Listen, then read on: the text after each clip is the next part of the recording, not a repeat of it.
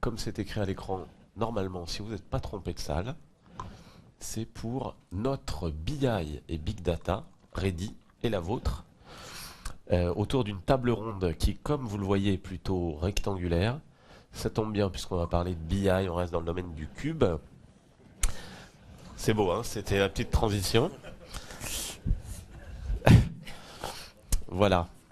Donc, ce que je vous propose, globalement, en fait, pour vous planter le décor de cette table ronde, on va faire un rapide point sur, parce que la BI, c'est pas nouveau, juste point sur les tendances, les évolutions des projets BI tels qu'ils sont présents aujourd'hui, tels qu'ils émergent. Et puis ensuite, on enchaînera sur la partie Big Data Analytics, notamment savoir si c'est juste un buzz marketing faisant plaisir aux constructeurs de hardware et éditeurs de logiciels, ou est-ce que c'est une vraie réalité dans les entreprises, et si c'est une réalité, pourquoi faire et comment les appréhender. Ça, c'est le programme de cette table ronde. Cette session se veut également interactive, dans le sens où on va, si on arrive à maîtriser le timing, garder aussi du temps pour pouvoir interagir avec vous sur le sujet. Il y aura d'ailleurs un micro qui pourra passer. Donc, messieurs, bonjour à tous. Je vous propose que chacun d'entre vous se présente, et puis ensuite on va rentrer dans le vif du sujet. Ouais. Bonjour à toutes et à tous. Donc je me présente Jean-David Benassouli. Je suis responsable du centre de compétences BI chez Accenture dans les industries communication, médias et haute technologie, que sont les clients de l'industrie aéronautique par exemple, pour la haute technologie. Je passe la moitié de mon temps globalement à superviser des projets de delivery pour Accenture dans le monde de la BI, et l'autre moitié à travailler, à aider mes clients, et plutôt en avant-vente sur des projets d'analytics et de plus en plus de big data. Bonjour, je suis Luc Mornat de la société AT Internet. Donc on est plus connu en France sous le nom de Xity. On est éditeur de Web Analytics depuis 15 ans. Essentiellement la mesure de l'audience des sites web, et de plus en plus on fournit une plateforme d'aide à la décision pour l'analyse et le pilotage de la performance digitale. Donc, bonjour, Xavier Manic, je suis de la société Orange. Je suis directeur d'une entité qui s'appelle Management de la donnée au sein de la relation client. Et notre principale mission, c'est de mettre en place des dispositifs d'analyse, de BI, d'analyse de la performance commerciale et de la relation client, et de tous les indicateurs d'amélioration des systèmes opérationnels. Bonjour, je m'appelle Olivier Jacquemont, j'appartiens à la Banque de France. Je suis adjoint au chef de service Information Management au sein de la DSI. C'est un service en fait qui traite de plusieurs sujets, dont la BI. Concernant la BI, en fait, donc on a principalement deux activités. Une activité liée à l'infrastructure, donc on maintient à l'état de l'art l'ensemble de nos infrastructures mutualisées, et également une activité de conseil et d'expertise au service des équipes projets et des domaines métiers de la banque. Bonjour à tous, Didier Kerzenberg, je travaille chez HP, et donc je suis directeur du programme BI, Big Data. Et donc mon travail, c'est d'accompagner nos clients ou nos prospects pour les aider à dégager plus de valeur avec des projets soit décisionnels, soit justement une mise en place de Big Data. Bonjour, Damien Cudel, je suis chef de marché chez Microsoft, et j'ai en charge l'offre en termes de base de données, de business intelligence et de Big Data. Donc j'aurai l'occasion de partager avec vous les vues qu'a Microsoft sur ce sujet. Très bien, ben merci à tous. Je vais essayer que vous m'entendiez mieux. Voilà. En fait, ce que j'aimerais aussi savoir pour Olivier Jacquemont, Xavier Malik et Luc Mornat, donc côté client, c'est qu'est-ce que vous faites aujourd'hui du BI. Donc on va commencer par vous, Olivier.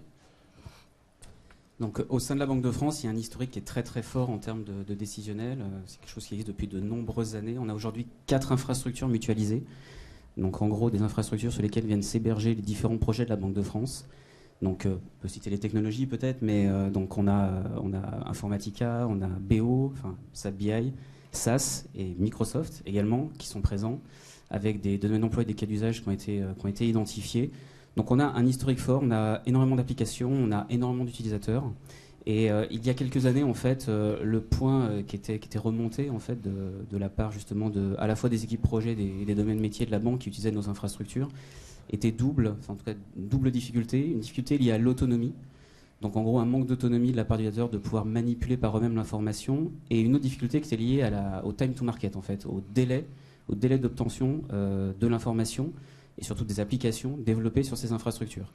Donc il y a une action de fond qui a été menée et aujourd'hui la Banque de France sur cette partie agilité qui est un sujet de fond a pris une voie qui n'est pas une voie uniquement orientée outils mais une voie aussi orientée processus et gouvernance.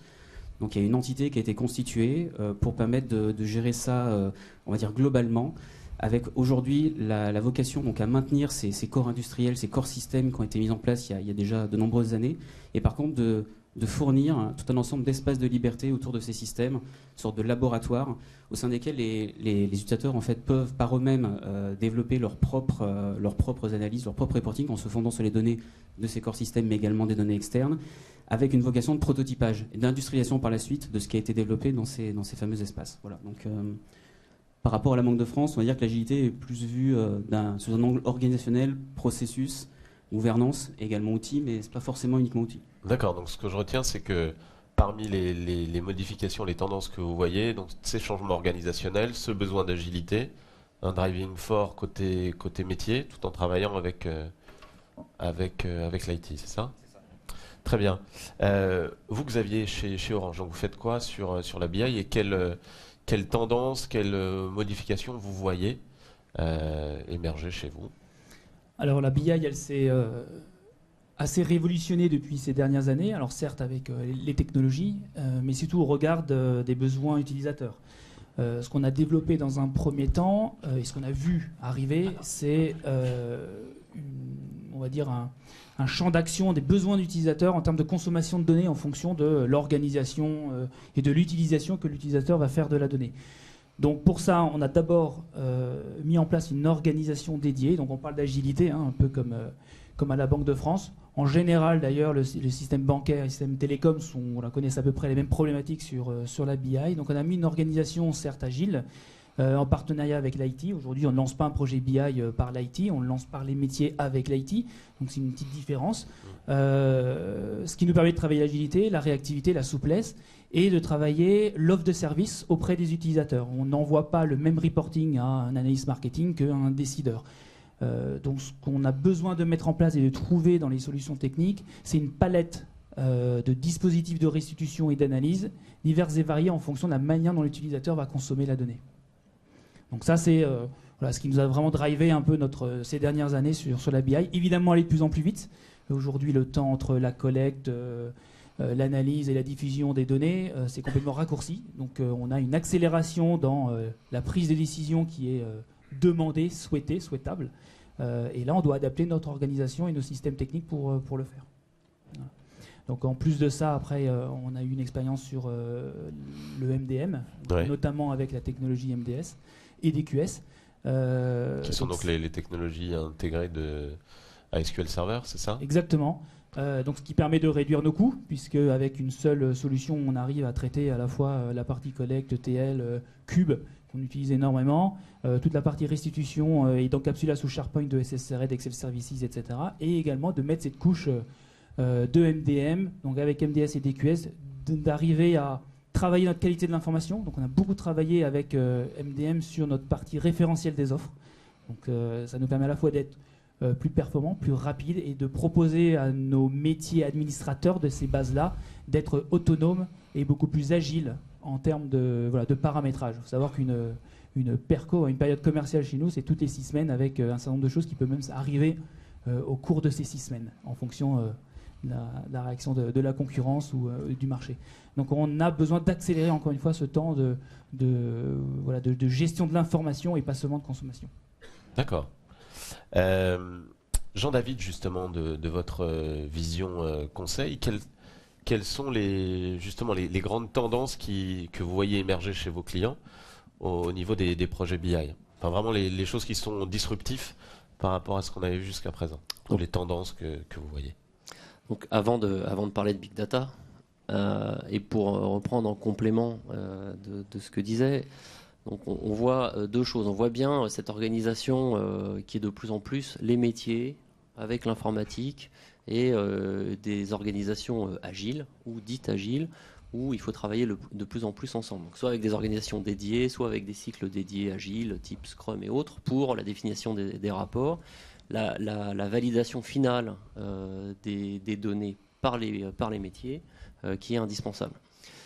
Et d'un autre côté, on voit les utilisateurs finaux avoir demandé de plus en plus besoin d'autonomie sur leurs outils. Et donc des outils de restitution agiles et de plus en plus intégrés. Et donc c'est là où notamment l'appétence des directions financières, des directions marketing pour les outils de Microsoft, parce que comme il a été dit précédemment dans la journée aujourd'hui, très souvent ça se finit sur Excel.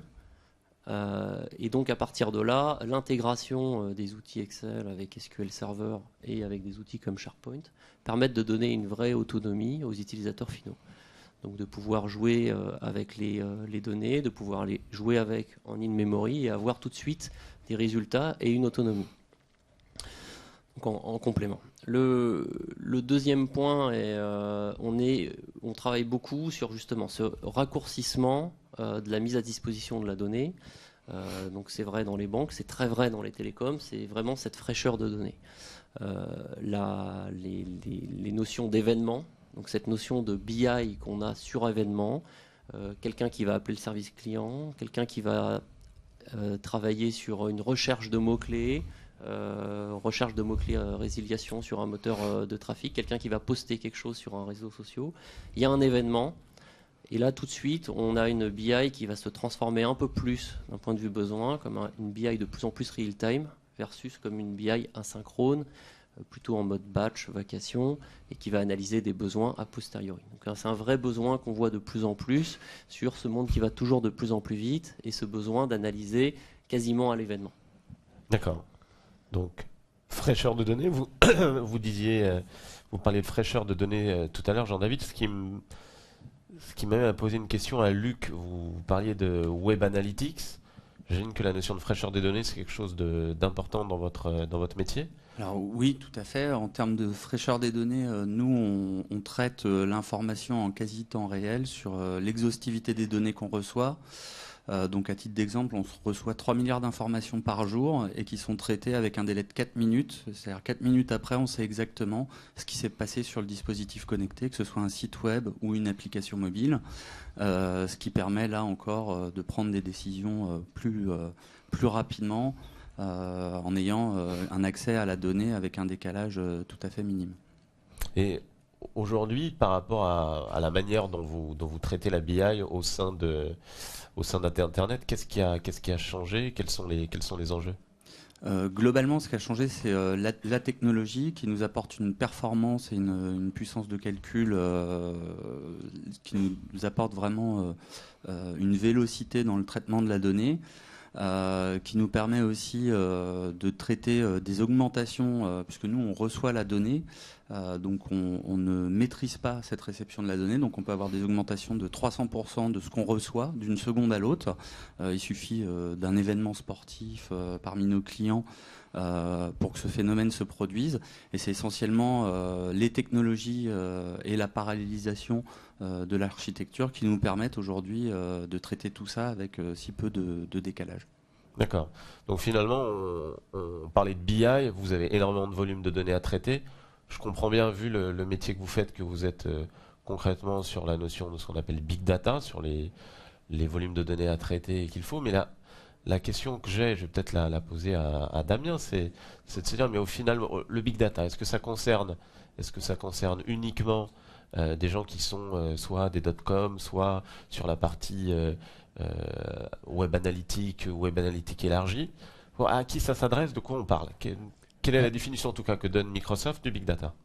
Alors, en termes de définition, Microsoft reprend une définition qui est aujourd'hui assez largement partagée, qui est le constat que les Big Data ne sont pas simplement des big volumes, des grands volumes d'informations. C'est une des composantes, mais pas la seule. Mais c'est aussi ce sont les fameux 3V, hein, donc celui du volume, On vous l'a déjà, je pense, dit à l'envi aujourd'hui. On estime que le volume de données produit tous les 5 ans est multiplié par 10. On estime que les 90% du volume d'informations qui est aujourd'hui détenu dans le monde, qui existe dans le monde, a été produit dans les 2 dernières années, ce qui montre qu'il y a une grosse accélération. Donc ça, c'est une des composantes du big data. La deuxième composante, c'est celle de la variété des données que vous êtes amené à manipuler. Jusqu'à présent, et je pense que c'est le facteur fondamental derrière ça, les entreprises travaillaient beaucoup avec des données endogènes, c'est-à-dire leurs propres données, elles analysaient leurs propres performances avec leurs propres données. Et de plus en plus, les entreprises comprennent que pour être capables d'évaluer leurs performances, elles doivent corréler ça avec leur écosystème, avec des informations extérieures à l'entreprise. Et c'est grâce à ça qu'elles gagnent en intelligence et qu'elles sont capables d'anticiper des tendances. Donc un des mouvements fondamentaux derrière ça, c'est la variété des données qu'elles vont devoir collecter dont elles n'ont plus la maîtrise. C'est des données qui ont des formats vidéo, texte, etc., qui ne sont pas des formats adaptés aux bases de données traditionnelles et qui ont des échelles de temps, d'intégration qui n'ont rien à voir avec ce que l'entreprise d'habitude maîtrise. Et puis le troisième volet, le fameux troisième V, c'est celui de la vélocité. Vous en avez entendu parler. Quand vous savez qu'aujourd'hui, chaque jour, 12 téras de tweets, alors que chaque tweet fait 100 caractères, sont échangés, on imagine bien qu'il y a une quantité phénoménale de tweets à pouvoir à traiter. Donc chez nous, la vision des big data, c'est de se dire, OK, c'est un constat. Un constat, c'est l'explosion du volume de données avec une diversité de données, et c'est aussi, à côté de ça, une tendance fondamentale liée aux technologies. Et comme bien souvent dans l'histoire de l'humanité, les grandes révolutions sont liées à une évolution de la capacité à mesurer quelque chose. L'émergence du microscope, par exemple, ou plus tard l'émergence d'accélérateurs de particules qui permettent de descendre et de mesurer de plus en plus précisément ce qui se passe dans des phénomènes physiques. Vous avez la même chose finalement ici dans le monde qui nous entoure, c'est la capacité à mesurer davantage de choses dans le monde qui nous entoure et à collecter cette information en provenance des capteurs de vos téléphones mobiles, en provenance de ce que vous disiez sur les réseaux sociaux, etc. Donc c'est une révolution qui est associée à ça. Alors les big data, effectivement, on en entend tout le temps parler aujourd'hui, et vous avez vu des démonstrations dans le domaine académique, dans le domaine de la recherche, dans le domaine du digital. On se dit finalement c'est réservé à des entreprises qui ont fait leur business là-dessus, et est-ce que moi, qui ai un business plus traditionnel, je suis réellement concerné ? Notre conviction chez Microsoft, c'est que c'est un phénomène qui adresse et qui intéresse toutes les entreprises, à divers degrés, avec différents usages. Tout le monde ne fera pas la même chose, et si les big data sont un accélérateur d'innovation, c'est que chacun trouvera une opportunité que d'autres n'ont pas capturée. Donc on n'arrivera pas avec des produits clés en main qui exploitent les big data, à mon sens. C'est pas là qu'on exploitera le potentiel. Et donc notre ambition, c'est de faire en sorte que ce qui semble être réservé à une élite aujourd'hui devienne accessible à une grande majorité. Ce qui suppose non pas de créer de nouvelles technologies, de nouveaux produits complètement différents de ceux que vous connaissez, de nouveaux paradigmes et de nouveaux concepts, mais bien d'intégrer dans ce que vous maîtrisez déjà aujourd'hui les technologies qui vous permettent d'exploiter les big data. Donc dans ce contexte, si je regarde ce que nous on propose chez Microsoft, c'est de dire très bien, les utilisateurs apprécient Excel, c'est dans Excel qu'ils ont envie de faire leurs analyses, comment faire en sorte qu'un utilisateur Excel puisse accéder à cette fameuse plateforme Hadoop dont on parle tous. Bien aujourd'hui on propose un Nadine dans Excel qui permet de s'y connecter. Si le marché a adopté Hadoop, très bien, nous l'adoptons aussi. Et on fait en sorte qu'au lieu d'avoir une sorte d'ovni dans votre entreprise, c'est-à-dire une plateforme que vous ne maîtrisez pas, qui n'est pas administrée, sur laquelle l'accès aux données n'est pas contrôlé, eh bien, on fait en sorte d'embrasser Hadoop, de l'intégrer sur Windows Server, sur Windows Azure dans le cloud, et de faire en sorte que ces plateformes soient managées par nos plateformes comme System Center, que vous puissiez gérer les accès avec Active Directory, par exemple. Donc que vous vous retrouviez dans un contexte qui est le vôtre. Autre exemple qui montre cette ambition et cette volonté de démocratiser, on parlait des données structurées, SQL Server chez nous, Hadoop. Eh bien, typiquement, si un DBA aujourd'hui s'intéresse à Hadoop, il est obligé d'apprendre totalement un nouveau métier. Donc, ce qu'on a annoncé récemment, c'est par exemple la mise à disposition d'une technologie qui permet en fait à un DBA de continuer à parler le langage SQL. Et grâce à ça, automatiquement pour lui, on va aller interroger le cluster Hadoop sous-jacent, traduire en quelque sorte ses ordres pour aller chercher l'information et lui restituer. Donc ça, c'est totalement nouveau sur le marché. On est les seuls à proposer ce type de plateforme. L'ambition, encore une fois, c'est de baisser le ticket d'entrée en termes de compétences à acquérir, de matériel et de technologie à acquérir. Très bien. Didier, quel est le point de vue d'HP justement sur la partie Big Data? D'un point de vue technologique, qu'est-ce qui peut aider sur ces thèmes-là? Le big data, pour nous, c'est clairement l'évolution de la BI. Donc on est parti de la BI, et ce qu'on évoque souvent avec les clients, c'est qu'est-ce qui fait quand on a de la BI qu'on va aller vers du big data. Ça a été un petit peu évoqué, mais il y a plusieurs facteurs qui viennent se corréler. Déjà, ce qu'on constate, c'est qu'avec la crise, les entreprises ont besoin de plus en plus d'analyse de la donnée. Et cette analyse de la donnée est en train de changer de nature. Historiquement, on faisait beaucoup de rapports. De plus en plus, les managers sont en demande d'analyse prédictive. C'est évident que là où vous analysiez juste pour un rapport, pour vous contenter de la donnée qui sortait de la semaine, si vous voulez faire une analyse prédictive, vous allez potentiellement amener en ligne, et si vous avez 10 ans, vous allez amener les 10 ans pour pouvoir comprendre ce qui s'est passé et trouver les facteurs de corrélation. Donc ça, à l'évidence, ça pose un premier niveau de croissance de la donnée. L'autre point qu'on voit derrière, c'est que plus les gens font du décisionnel, plus ils peuvent buter sur des problèmes technologiques. Ce qu'on voit énormément se produire chez beaucoup de nos clients, c'est de la contention I/O. Ce qu'on va regarder, nous, c'est avant de commencer à regarder les nouvelles technologies de rupture. On a dû gagner la plupart des projets Hadoop de France, on le maîtrise bien, mais c'est vrai que c'est une nouvelle culture à mettre. Il faut aussi se poser la question, si par exemple on a déjà la maîtrise de technologie SQL Server, si on ne peut pas le rendre plus puissant, plus capacitif. Et c'est typiquement comme ça qu'on lance des appliances avec Microsoft sur PDW, les appliances Fast Track. L'idée étant que vous ayez les intérêts d'une solution packagée, mais surtout qui reste opérable. C'est vraiment des leitmotifs qu'on a, c'est si on doit rentrer une nouvelle technologie dans l'entreprise, d'abord, est-ce qu'on saura l'opérer, comment on saura l'opérer, comment tout ça doit être accompagné. Donc c'est vraiment quelque chose sur lequel on met un focus. Et pour revenir sur le passage BI Big Data, la grande nouveauté, c'est qu'on est aujourd'hui en capacité technique d'analyser la donnée non structurée. Je vais prendre un exemple très factuel, c'est qu'est-ce qu'on fait chez HP en Big Data. Ouais, notamment, effectivement, je pense que, parce que souvent, j'entendais tout à l'heure Damien parler d'Hadoop, on parle de non structuré. Ce que je me rends compte en discutant, c'est que, ok, ça paraît peut-être évident, mais de quoi on parle? Voilà. Qu'est-ce qu'Hadoop? Qu'est-ce que le non structuré? En fait, quel est le bénéfice? Qu'est-ce qu'on cherche à faire? Chez HP, on va différencier 3 niveaux. On va différencier la donnée structurée, typiquement ce que vous avez aujourd'hui dans vos bases de données, avec une taille précise par colonne. Ce qu'on va appeler, nous, le semi-structuré. C'est typiquement un clic sur un site web. Pourquoi c'est du semi-structuré? Parce que c'est une URL, ça n'a pas une taille finie. Donc si vous voulez pouvoir la comprendre, il faut déjà être capable de la reformater et d'avoir des technologies qui permettent. Vous ne pouvez pas stocker telle quelle une URL dans une base de données qui ne comprend que du structuré. Ce qu'on appelle, nous, chez HP, le complètement non structuré, Damien en a un petit peu parlé, c'est tout ce qui va être voix, image. Là, ce n'est pas du simple parsing, vous avez besoin de technologies de reconnaissance visuelle vocale. Je pourrais prendre des exemples, je prends un exemple tout bête. Vous avez des call centers chez vous. Si on est capable de convertir toutes les conversations qui sont données dans le call center en données, en tenant compte de l'intonation pour que vous puissiez dessus faire de l'analytique et comprendre exactement dans les différents appels que vous avez eus sur quel produit s'est posé le problème en étant sûr qu'aucun ne vous échappe, vous pouvez peut-être créer énormément de valeur. Donc l'idée, ce n'est pas de stocker la donnée pour stocker la donnée, c'est si vous pensez que ce type de projet crée de la valeur chez vous, alors oui, on pourra construire un projet qui inclura de la technologie Big Data. Et donc on a ces 3 niveaux de données, en fait, et le fait de pouvoir gérer le semi-structuré, je reprends l'exemple chez HP, nous on a décliné ça, c'est l'un des endroits les plus fréquents de déclinaison sur nos sites web, on analyse tout ce qui se passe sur l'ensemble de nos sites web mondiaux. À quoi ça nous sert? Je vais donner un exemple très concret. On vient de sortir il n'y a pas longtemps le nouveau PC HP Envy 2 qui fait à la fois PC et tablette sous Windows 8, complètement graphique. On s'est rendu compte qu'il y avait énormément d'intérêt sur le web.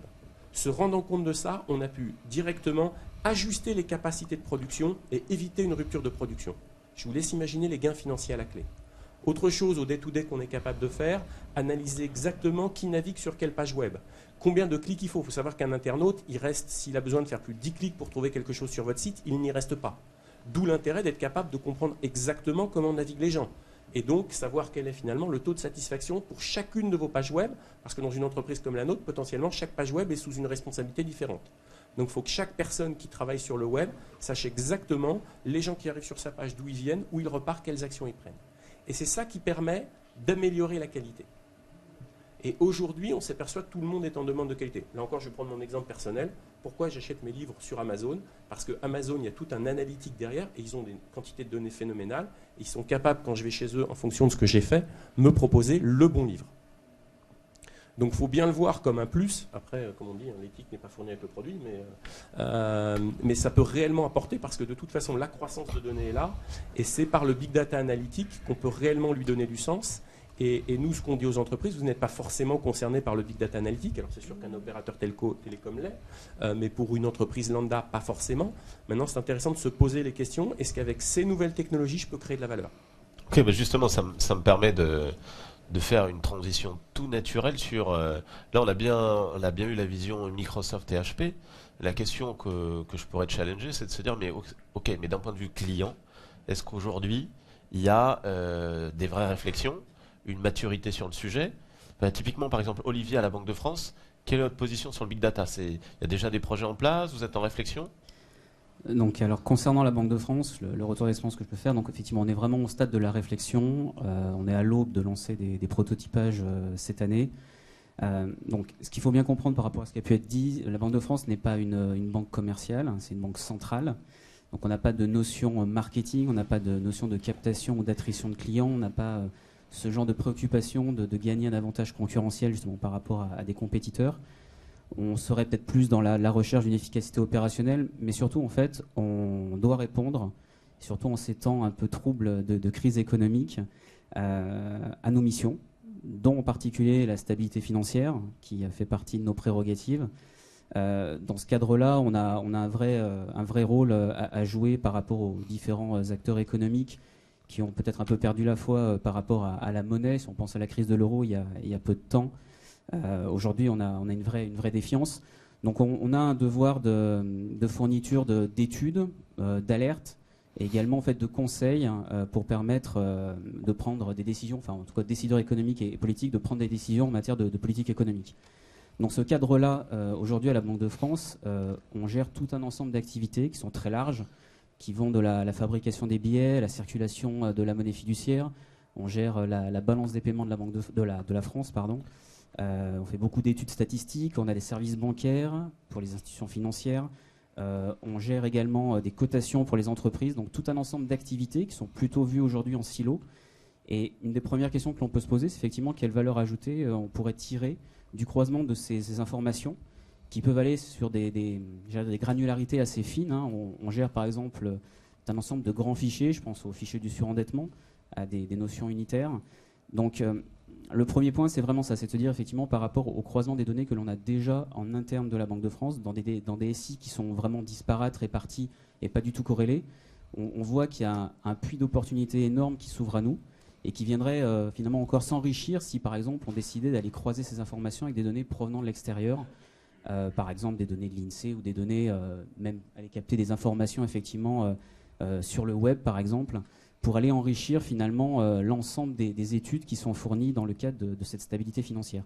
On voit par exemple par rapport à la supervision bancaire, aujourd'hui c'est un sujet largement d'actualité, la supervision bancaire pourrait être fortement corrélée par exemple à toutes les informations que l'on a sur la politique monétaire, comment les banques cherchent à se refinancer, ou même par rapport à des analyses de risques macro, microéconomiques. Aujourd'hui on voit qu'on a des tonnes d'informations qui ne sont pas corrélés, qui pourraient l'être, et on pourrait en tirer un avantage. Alors cet avantage n'est pas forcément concurrentiel, mais en tout cas permettrait certainement à beaucoup de personnes de pouvoir, et ça c'est un peu le dernier point par rapport aux 3V qui était évoqué tout à l'heure, sur la partie vélocité, la partie rapidité.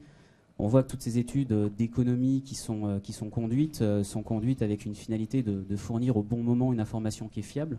Bon là on est assez proche de la BI, mais on va dire que vis-à-vis du big data, on est sur des masses d'informations beaucoup plus considérables, très détaillées, et au lieu de fonctionner par échantillon, on a beaucoup d'analyses statistiques, on va fonctionner finalement sur l'ensemble des informations qui sont contenues dans le système d'information de la banque, mais également peut-être à l'extérieur. Donc fournir une information fiable plus rapidement va permettre à nos décideurs politiques de pouvoir réagir, j'allais dire même peut-être anticiper avec plus de facilité. Et par rapport à des missions qu'on peut avoir dans la préparation du G7, du G20 ou même au Conseil des gouverneurs du SEBC, du système européen des banques centrales, on voit que c'est important aujourd'hui de donner de la visibilité sur ces sujets-là. Donc pour la Banque de France, c'est vraiment ça le fond du sujet. Au jour d'aujourd'hui, donc comme je disais au début, on est vraiment dans des réflexions qui sont assez avancées par rapport à ce que je viens de vous dire, mais là maintenant on va passer un peu la vitesse supérieure dans l'aspect prototypage. Et Et il y a également une finalité également, c'est de se dire que toutes ces informations qui sont également traitées, croisées, rassemblées, corrélées, peuvent faire également sens pour d'autres institutions finalement que la Banque de France même. Donc on peut se voir également comme fournisseur de services pour d'autres entités, alors d'autres entités, d'autres banques centrales ou d'autres institutions financières ou économiques sur le marché. Voilà, donc il y a aussi cette finalité-là quand même qui est importante. Très bien. Et Xavier, côté Orange. Alors côté Orange et je pense plus généralement côté opérateur télécom, alors j'en discutais justement pas plus tard que ce midi avec un collègue du marketing qui s'occupe de la connaissance client. Il me disait, nous on parlait du big data, et il me disait on est les Jourdains du big data. C'est-à-dire pour nous, on voit plus ça comme une évolution versus la BI que l'on connaît aujourd'hui, plutôt que comme une révolution. C'est-à-dire qu'on a aujourd'hui déjà... on triture, on analyse déjà beaucoup de données, on a des masses d'informations. Alors, on les stocke évidemment aussi dans des bases un peu distantes. On a quand même déjà pas mal d'expérience en rapprochement de données. Là, alors, les voies aujourd'hui qui sont en réflexion, c'est comment on améliore notre relation client. Aujourd'hui, beaucoup de données internes. Structurées, semi-structurées, voire non structurées sur les call centers. Donc on en parlait justement avec HP tout à l'heure. La problématique, c'est comment on va analyser, comment on va les récupérer, comment on va fiabiliser cette donnée-là, comment la tonalité, on va l'analyser, la récupérer, le ressenti également du client qui est en train de converser avec un conseiller client. Voilà, donc ça c'est... les réflexions en cours aujourd'hui de chez nous. Après, il y a l'ouverture vers les données extérieures, donc les tweets, le web, etc. Et là, c'est plus orienté pour connaissance client. Arriver à, en fonction, on va dire, d'une habitude de client sur une navigation web, sur ses habitudes de navigation et on va dire, d'usage de consommation, à lui pousser des offres adaptées. Donc ça, c'est le deuxième, les deux deuxièmes réflexions qui sont en cours aujourd'hui chez nous. Après, on a une problématique importante, c'est l'aspect juridique. Je ne sais pas si on en parlera peut-être en fin de table ronde. Il y a quelques questions, on appelle ça des freins, mais évidemment, c'est pas insurmontable, mais il y a quand même des questions à se poser sur ce sujet de big data. Et la question juridique chez nous est quand même assez... importante, prépondérante, et voilà, il faut qu'on arrive à... Vous pensiez à quoi, justement, en particulier ? Sur l'utilisation de la donnée que l'on peut recueillir. Aujourd'hui, la Commission européenne se penche sur le sujet. Pas mal de réflexions, il y a des lois qui vont arriver. Parler de la désanonymisation des données, par exactement, exemple. Recueillir le consentement, et surtout consentement explicite, c'est-à-dire qu'on doit également, demain, il va falloir qu'on indique, au moment de recueillir le consentement, indiquer la manière, pourquoi on prend cette information et ce qu'on va en faire à chaque fois. Ouais. Donc il va falloir être habile sur ce paragraphe-là, parce qu'une donnée, on peut la recueillir pour une utilisation et on ne pourra surtout pas l'utiliser, même si elle est dans notre base, pour une autre utilisation. Et ça, c'est ce qui arrive ou est déjà arrivé, on pourrait peut-être nous en dire plus, mais ça va quand même nous contraindre en tout cas, dans l'utilisation de cette donnée qui vient d'extérieur, notamment sur la connaissance client. Très bien. Voilà. Merci pour ces visions. Luc, tout à l'heure, vous disiez que, en fait, on l'a compris, que vous étiez déjà sur des projets de big data. Olivier Jacquemont, Banque de France, disait tout à l'heure que potentiellement, ça permettait d'ouvrir aussi de nouvelles perspectives, offre de nouveaux services, etc. Concrètement, à partir du moment où vous avez ouvert, je dirais, d'une solution BI analytique à vraiment un vrai projet big data autour des technologies Microsoft, qu'est-ce que ça a apporté? Quels sont peut-être même aussi les retours d'expérience que vous pouvez faire sur la mise en place de ces projets et les évolutions peut-être de business que ça... On revient aussi à nouveau sur la valeur, à quoi ça sert et quel bénéfice vous en avez retiré. Très clairement, on a un ensemble de projets clients pour lesquels on a enrichi en données nos données de base, qui sont les données du web analytique, donc typiquement des données provenant de CRM. Donc ça nous ouvre de nouvelles opportunités et ça nous permet véritablement de proposer une plateforme décisionnelle dans le cloud Ça permet aujourd'hui, dans l'univers digital, de proposer plus de personnalisation dans les offres, sur les sites internet aussi. Et les projets sur lesquels on travaille vont permettre à nos clients vraiment de passer sur des nouvelles dimensions dans leur business avec beaucoup plus de personnalisation. Marketing, concrètement, c'est d'avoir non plus une promotion qui s'affiche de manière aléatoire, mais qui correspond à son profil.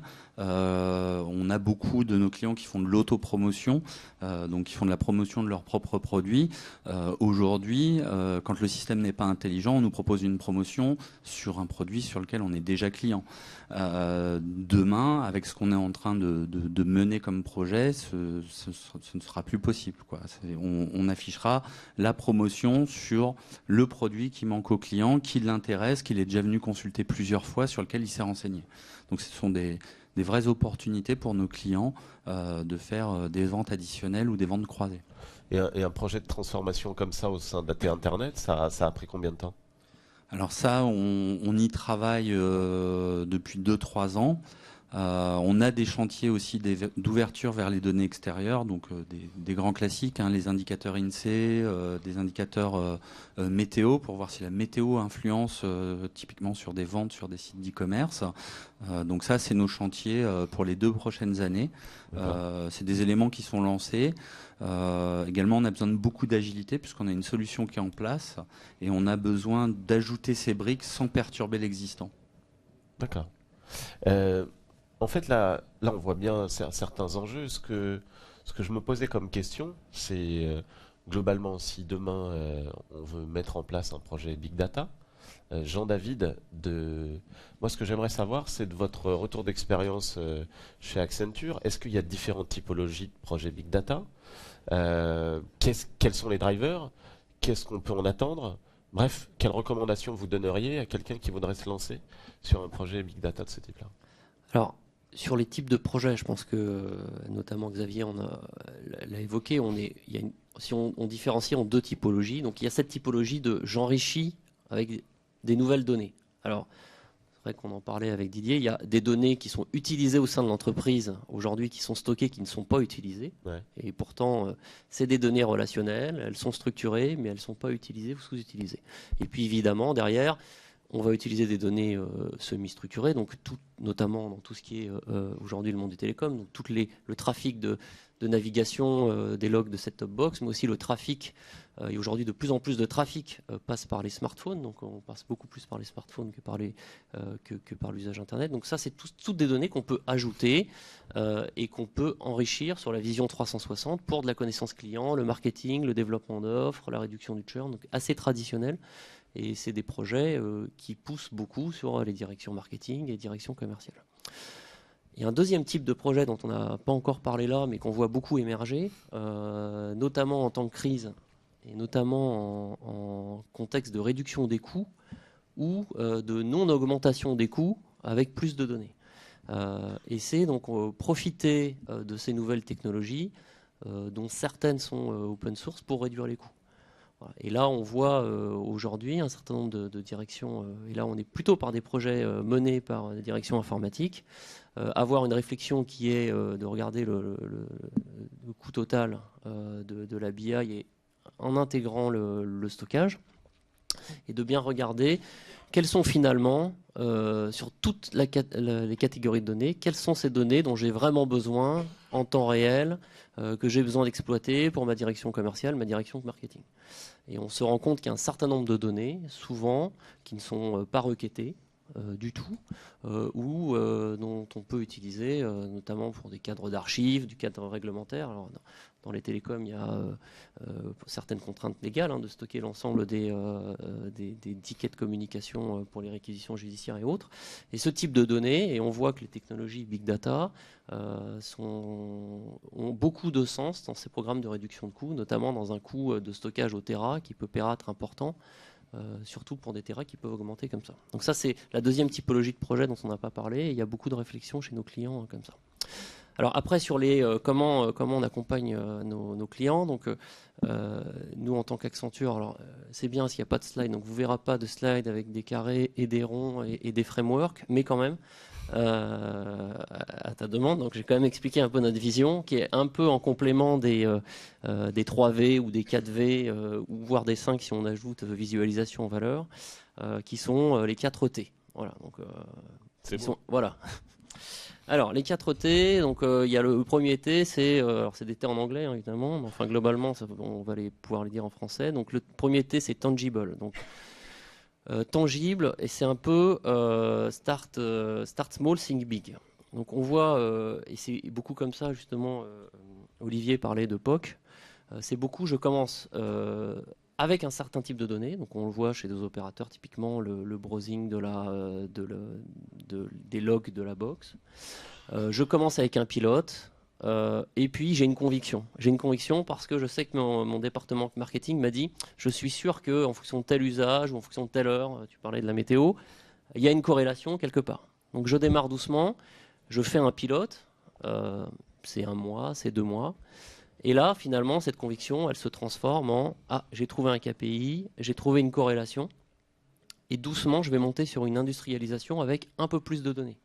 Donc soit je réduis l'échantillonnage, soit j'en prends un peu plus, enfin, diverses méthodes statistiques. Et ça me permet finalement de démarrer des projets Big Data. Et sur tous les projets Big Data qu'on a démarrés chez Accenture, on a systématiquement démarré par un proof of concept, par un pilote, avec une conviction pour certains, et avancer.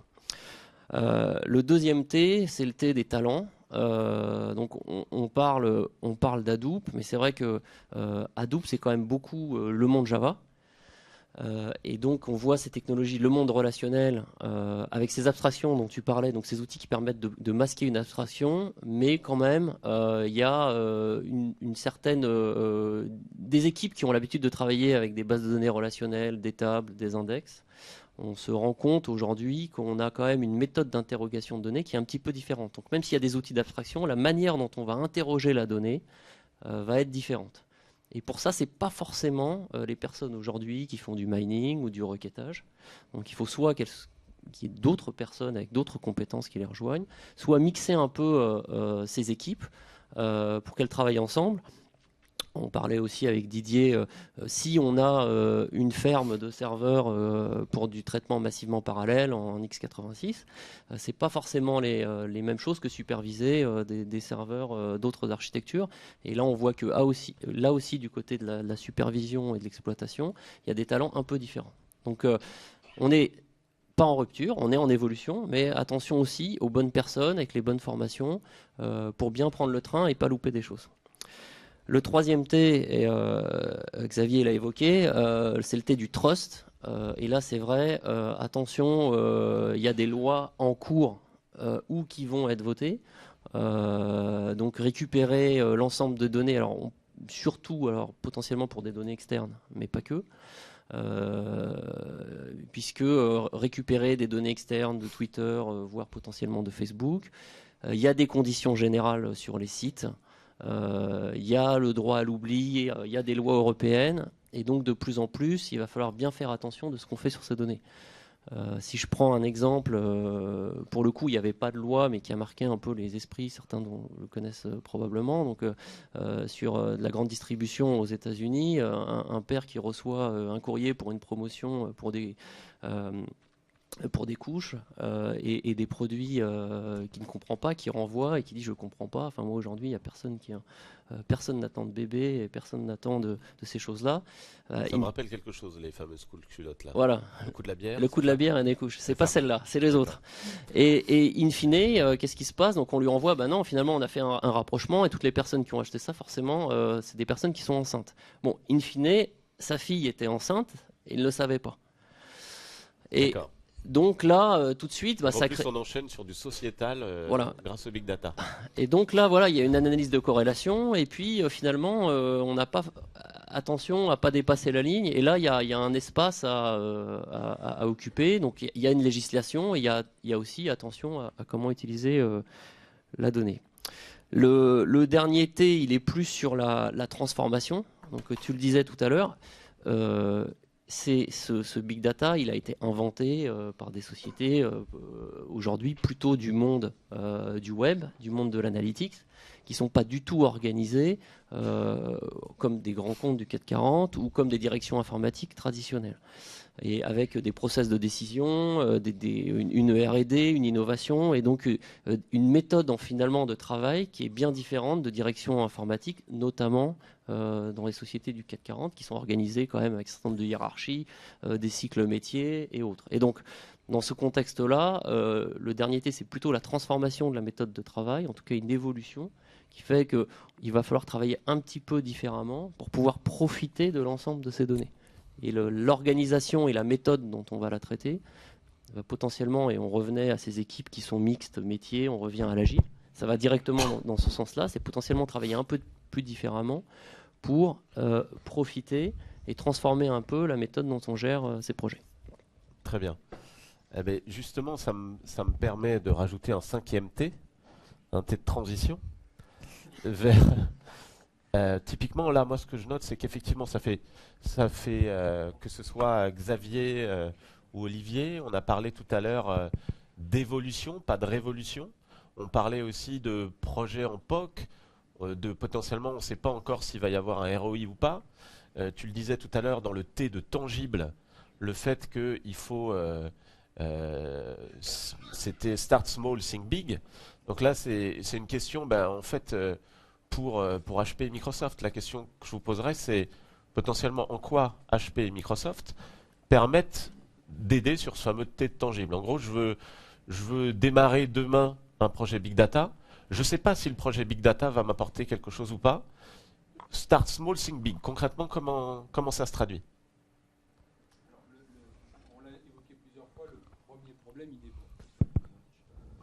il est avant tout de se poser les bonnes questions. Hein. Avant de se poser si on a les bonnes réponses, est-ce qu'on a les bonnes questions? Donc ça doit partir, à mon sens, et ça a été un peu évoqué, avant tout des métiers, d'une réflexion des métiers pour chercher ce que l'on veut trouver. Et il faut aider les métiers à réfléchir autour de ça en leur montrant ce qu'il est possible de faire. C'est-à-dire que les métiers, à un moment donné, sont trouvés un peu cantonnés, limités par ce qu'on leur a dit depuis plusieurs années sur les capacités de l'information qu'on avait à traiter. Donc là, le premier point serait déjà de montrer aux métiers ce qu'on est capable de faire pour trouver les bonnes questions. Cela dit, d'un point de vue technique, on peut commencer petit, si je puis dire, et puis, donc on le disait tout à l'heure, Sigming et Start Small, avec l'approche suivante, qui est de dire, si aujourd'hui vous avez quelques données, vous avez envie de commencer à toucher Hadoop, analyser ces données, c'est possible en limitant les investissements. Comment? En hébergeant ces données typiquement dans Windows Azure. Dans Windows Azure, on peut aujourd'hui faire tourner une distribution Hadoop, c'est en bêta, en toute transparence avec vous, et la version, la RTM sera disponible avant fin juin. Mais dès aujourd'hui, sans investir sur du matériel, vous pouvez commencer à héberger des données avec quelques machines, essayer et ne payer qu'à l'usage. Donc vous allez pouvoir comme ça voir ce que vous en tirez et vous faire une opinion du ROI à attendre de ces données-là. Dans un autre registre, si vous avez des données structurées, ces fameuses données relationnelles, et que vous voulez commencer petit, sachez qu'il n'est pas nécessaire aujourd'hui, tout à l'heure je vous parlais d'une appliance massivement parallèle capable de gérer jusqu'à 5 pétas, sachez que ce type de plateforme commence beaucoup plus bas. On est capable de commencer à 0. Alors évidemment, s'il y a 0 Tera, il n'y a pas d'avantage, mais si vous avez une base de données de 10 Tera, vous voulez commencer à regarder ce que vous pouvez faire dessus, vous pouvez commencer à acheter une plateforme qui va être composée de façon modulaire. Donc vous achetez ce qu'on appelle chez nous un quart de rack, vous mettez vos données dessus, vous essayez, les investissements sont relativement limités, et si d'aventure vous vous rendez compte qu'avec cette information-là, et bien sûr en répondant aux questions que vos métiers préalablement auront posées, eh bien vous voulez grandir et vous voulez avoir plus de données, on peut vous accompagner et monter jusqu'à ces fameux 5 pétaoctets de données. Donc le message, il est que d'un point de vue technologique et puis d'un point de vue apprentissage, hein, on l'a évoqué tout à l'heure avec Excel, avec SQL, les compétences sont déjà, en tout cas pour les besoins traditionnels, déjà dans votre entreprise, exploitez-les. Je me risquerai à une analogie, à une métaphore qui est celle du lagon. Chaque entreprise, quelque part, est une île au milieu d'un océan, la mer, hein, et cet océan, ce sont les big data. Ce que vous devez commencer à faire, quelque part, c'est créer votre lagon. Votre lagon. Le lagon, dans le lagon, l'eau est peu profonde, l'eau est calme. Et ça, c'est quelque part votre domaine de business intelligence. C'est là que vous faites de la BI. Et entre le lagon et l'océan se trouve quoi? Une barrière corallienne qui, quelque part, vous préserve du déluge. Mais entre le lagon et la mer, vous avez quoi? Vous avez une passe.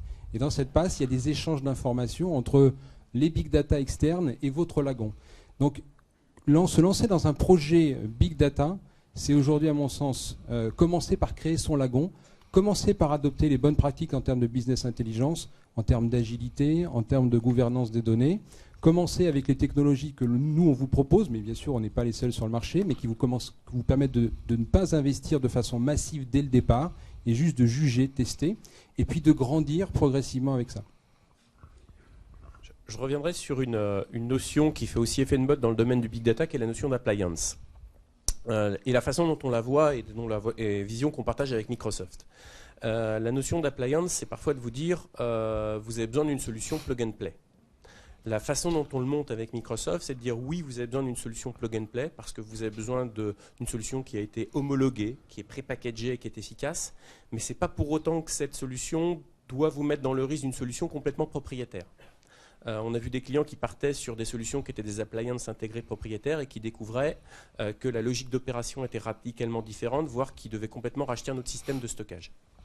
Donc comment on travaille avec Microsoft, c'est vraiment une logique d'appliance, c'est-à-dire de système pré-packagé sur lequel vous démarrez rapidement, mais qui ne change pas vos habitudes d'opération et qui sait parfaitement s'intégrer dans votre système d'information.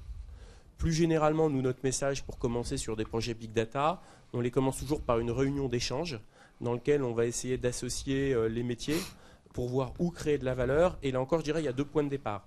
Soit l'évolution du décisionnel existant, et là, on va se poser des questions de comment améliorer la performance, comment passer dans un niveau supérieur, ou alors une réflexion qui est, en fonction de l'état de l'art technologique, et là, on a un certain nombre de spécialistes à pouvoir vous accompagner dans cet état de l'art, quels sont les bons types de projets que je peux lancer, qui je dois mettre autour de la table et quelle valeur je peux créer. Didier, justement, pour rebondir, j'avais une dernière question pour bien comprendre. Tout à l'heure, on parlait de données structurées stockées en base, et puis on a parlé aussi de données externes, de données non structurées. Globalement, un des risques qu'on peut voir, c'est de voir aussi une logique en silo, c'est-à-dire dire à un moment donné, je vais travailler essentiellement sur la partie non structurée, type avec des solutions non SQL, NoSQL, comme on parlait d'Hadoop ou autre tout à l'heure. Et comment on fait justement, et est-ce que votre appliance peut aider là-dessus, à savoir réconcilier à la fois le non structuré et le structuré, éviter cette logique en silo? C'est encore plus large que ça. J'ai coutume de dire, un peu pour plaisanter, que la grande caractéristique de l'informatique, c'est qu'on peut toujours prendre un produit inadapté, moyennant beaucoup de temps, beaucoup de services, lui faire délivrer à peu près le service attendu. On est sur un monde, dans le monde du big data, où il y a différentes stratégies technologiques. On peut adresser le big data avec des technologies type moteur de recherche. C'est très intéressant, par exemple, si on veut greffer de la technologie externe, et certains moteurs de recherche, comme celui d'HP, sont même capables de comprendre la vidéo et la voix, ce qui va permettre éventuellement d'alimenter une information externe.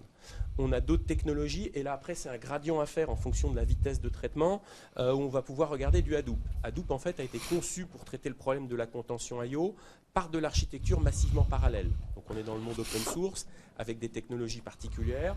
Ça sait très bien reformater la donnée, mais ce genre de technologie massivement parallèle, c'est également ce qu'on va retrouver à la base d'un produit comme PDW chez Microsoft. Donc c'est vraiment une tendance lourde du marché d'avoir ce type de technologie. On va également avoir des notions de base de données en colonne qui vont faciliter le comptage. On va avoir des notions qui vont être les notions de in-memory. Typiquement ce qu'on va trouver à la fois dans PDW, dans le nouveau produit Hekaton qui va se greffer sur SQL Server. En fait, pour prendre un exemple pour des ordres de grandeur, c'est pour ça qu'il n'y a pas une réponse et que peut-être les silos peuvent faire sens si on sait précisément ce qu'on veut faire. Si on est par exemple sur du Hadoop, on peut avoir un coût au Tera en termes d'infrastructure qui va être de l'ordre de, allez, je dirais grosse maille 1K. Peut-être qu'on a un existant sur lequel on va vouloir mettre des technologies d'accélération d'I/O. On peut se retrouver à des coûts de 15K au Tera. Ou on peut avoir des technologies en mémoire où on peut se retrouver à une centaine de K au Tera. C'est pas que c'est cher, c'est juste que c'est pas le même usage. Dans un cas, le temps de traitement de la donnée, ce sera 0,01 millisecondes. Dans l'autre cas, ce sera 0,15 secondes. Et dans l'autre cas, ce sera 3 millisecondes. Donc, quel est l'usage? Quel est le temps de traitement dont on a besoin dans la donnée? Et c'est vraiment l'objet de réunions d'échange avec des spécialistes. Parce que sinon, on risque de partir sur la mauvaise solution. Et là, de se retrouver bloqué au milieu du game. Effectivement, on peut partir sur une mauvaise solution, mais une fois qu'on est parti sur une solution, et notamment, tu évoquais tout à l'heure le fait que si on a choisi Hadoop, finalement, est-ce qu'on est sorti du monde SQL, du monde SQL ou réciproquement? La réponse est clairement non, hein, c'est pas l'un ou l'autre. Et la vision qu'on en a aujourd'hui chez Microsoft, avec des cas concrets que je vais vous décrire juste après, c'est de dire, Voilà, les deux sont nécessaires dans l'entreprise en fonction des usages. Et donc, on met en place des passerelles entre ces domaines. Typiquement, d'ores et déjà aujourd'hui, si vous allez sur nos sites web, vous trouverez des connecteurs qui permettent d'interfacer une plateforme comme SQL Server avec une plateforme Hadoop, qu'elle soit Microsoft ou pas d'ailleurs. Tant et si bien que, par exemple, Yahoo a aujourd'hui un cluster Hadoop qui est relativement conséquent, qui a longtemps été un des plus gros au monde, hein, puisque j'en discutais avec Hortonworks.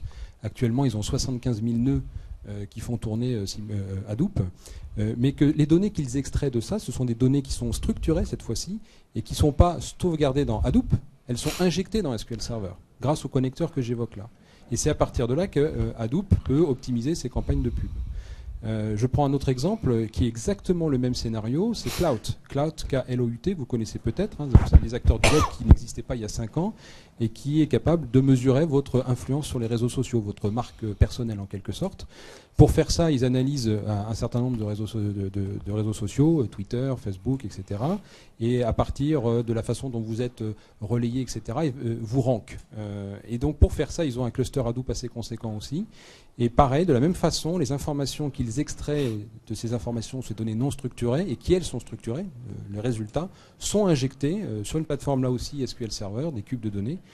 Dans le cas de Yahoo, d'ailleurs, les cubes de données, pour vous donner des ordres de grandeur, hein, font 24 Tera, un par trimestre comme ça, et on gère de solutions sans difficulté. Donc il n'y a pas à choisir l'un ou l'autre, on peut avoir les deux. Le mieux, j'ai envie de dire, même, c'est d'arriver à faire cohabiter les deux en fonction des usages, et de bien faire jouer les passerelles qu'on a mis à disposition déjà aujourd'hui. Très bien. Merci Damien. Olivier, vous vouliez rajouter quelque chose, je crois, tout à l'heure? Non, je voulais juste rebondir par rapport à ce qui a été dit, puisqu'effectivement, je pense qu'aujourd'hui, le marché du big data est quelque chose qui est complètement polymorphe. Hein. On a des solutions, il n'y a même pas de cadran aujourd'hui au Gartner sur le big data. Entre l'e-discovery avec des moteurs de recherche, entre l'in-memory où on supprime finalement la problématique du disque pour plus avoir de problème d'IO, ou faire du massivement parallèle sur des appliances ou sur du community hardware avec des technologies type Hadoop pour faire du NoSQL. Enfin, on voit qu'on peut à peu près tout faire. Donc je pense que le premier point, c'est déjà avoir un petit peu une vision des possibilités justement de ces solutions-là, sachant que la démarche, en tout cas celle que la Banque de France prend aujourd'hui, on va dire, elle est un peu en 3 points. La première, c'est la plus importante, c'est parler au métier. Je pense qu'avant de choisir une solution ou des solutions, parce qu'on voit bien qu'il y a une problématique de combinatoire aussi qui peut survenir, le premier point, c'est quand même de discuter usage et de savoir quelle est la finalité de ce qu'on veut faire. Le deuxième point, ça va être expérimenter. Donc en fait, effectivement, choisir peut-être un ensemble de solutions et commencer à démontrer, à tenter de démontrer des choses, voire même à initier une discussion avec les métiers au travers de ça. Et puis dernièrement, construire l'offre. Donc construire l'offre, c'est quoi? Bon, déjà, c'est se rendre compte effectivement par un business case du ROI de la chose. Est-ce qu'on part sur quelque chose qui a quand même une certaine valeur? Est-ce qu'on va en tirer un gain? Et puis derrière, construire l'offre, ça veut dire aussi réfléchir à l'impact sur les technologies, sur l'architecture, sur l'infrastructure, à l'impact sur l'organisation. On en a parlé tout à l'heure, tout ce qui est data scientist. On voit aujourd'hui que les organisations qui vont permettre de gérer ce genre de solutions, alors si on s'éloigne, hein, si on n'est pas uniquement dans l'extension d'un système BI traditionnel, amènent sur des compétences qui sont pas neutres, donc il faut quand même y réfléchir.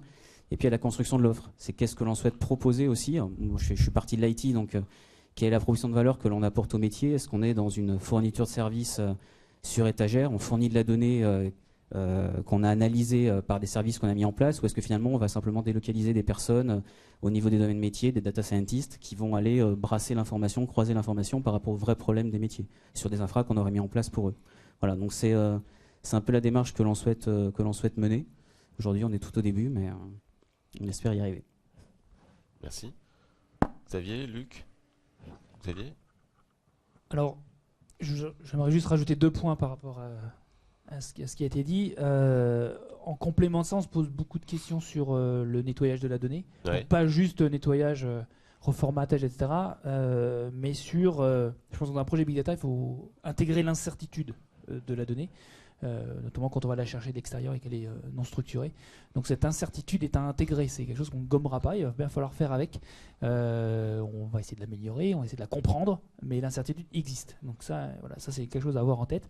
Et après, c'est les compétences, on parlait de gouvernance, d'organisation, il y a la compétence, hein, c'est un peu le mouton à 5 pattes qu'on cherche aujourd'hui, avec une compétence technique, informatique, une compétence autour des modèles mathématiques, des statisticiens, etc. Et puis le métier. Voilà, donc je disais qu'il y a beaucoup d'écoles d'ingénieurs notamment qui se posent des questions de former ces profils-là, Ouais. et notamment sur la partie métier, de les intégrer assez rapidement dans des sociétés qui peuvent venir les monter en compétences sur la partie métier. Mais ça, aujourd'hui, on est à la recherche de cette compétence-là.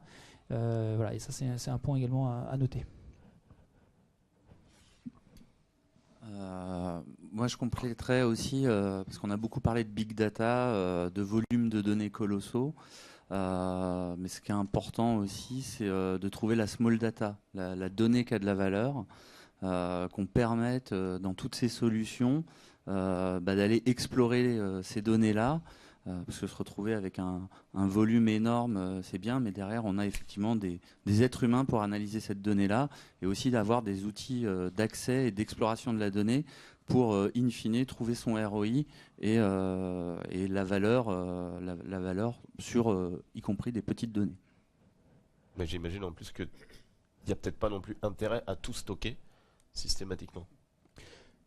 Non, il n'y a pas d'utilité à tout stocker juste pour stocker, en tout cas.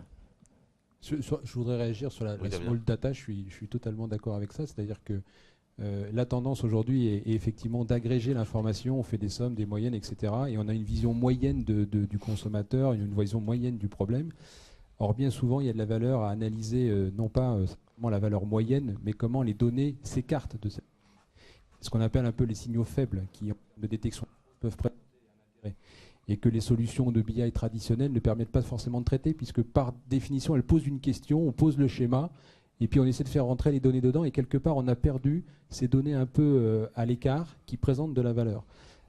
Pour donner, ce qui change d'ailleurs radicalement entre les big data, et s'il y avait une vraie différence entre qu'on les envisage et la BI, c'est que c'est justement le fait que dans un monde, ce qui est celui de la BI traditionnelle, vous êtes en schéma first. Vous posez les questions, vous en déduisez le format auquel doivent répondre les données, et quelque part vous faites en sorte, au travers des ETL, des outils que vous connaissez, d'injecter les données dans ces formats. Et ça prend du temps. Dans le monde de la big data, vous prenez la donnée telle qu'elle est. Et un peu à l'instar de ce que vous faites quand vous faites de la photographie avec un négatif, vous allez développer la photographie, donc interpréter à un moment donné. Vous pouvez toujours revenir sur une photo avec de nouveaux algorithmes dans le monde numérique et la développer différemment. Là, le principe est le même avec les big data. Vous capturez cette information, vous vous posez des questions à un instant T, vous allez donc plaquer votre interprétation à un instant T. Parce que vous avez l'information et que vous avez évolué dans vous allez être en capacité de revenir dessus et de reposer de nouvelles analyses. C'est ça qui change radicalement dans les big data. Vous êtes en data first quelque part. Mais justement, l'instant T, c'est le bon moment de donner le mot de la fin peut-être pour Jean-David. Pour revenir au mouton à 5 pattes, et c'est vrai, aujourd'hui, c'est ce qu'on voit dans les pilotes qui réussissent et dans les équipes qu'on met en place Accenture. On prend les différentes compétences qu'on a chez nous, des gens analytiques, des statisticiens, des experts de données relationnelles, des gens qui connaissent le métier. Et c'est des petites équipes, on l'a fait pas mal, puisque les projets Big Data, pour nous, Accenture, ils ont quand même plutôt commencé en Amérique du Nord. Ouais. Et c'est des équipes de 5-6 personnes avec ce mix de profils. Et c'est comme ça qu'on avance. Et qu'on, on voit qu'il y a plus de traction pour l'instant, effectivement, en Amérique du Nord qu'en France. Et c'est ces retours d'expérience dont on se sert aussi, nous, en Europe, là, par rapport à l'appétence à ces projets. Écoutez, merci beaucoup à tous.